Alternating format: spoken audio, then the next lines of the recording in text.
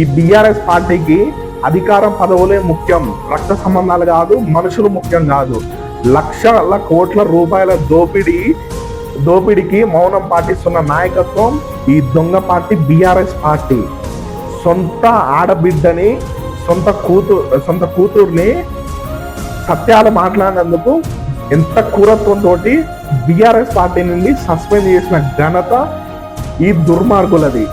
లక్షల కోట్ల రూపాయలు ఖజానా కూడబెట్టుకొని మీ ఇంట్లో ఆడబిడ్డ బయటకు వచ్చి మొత్తం నిజాలు కుండ బద్దలు కొట్టినట్టు నిజాలు చెప్పడంతో ఎమ్మటే ఒక ఆడపిల్ల నోరు మూయించారు.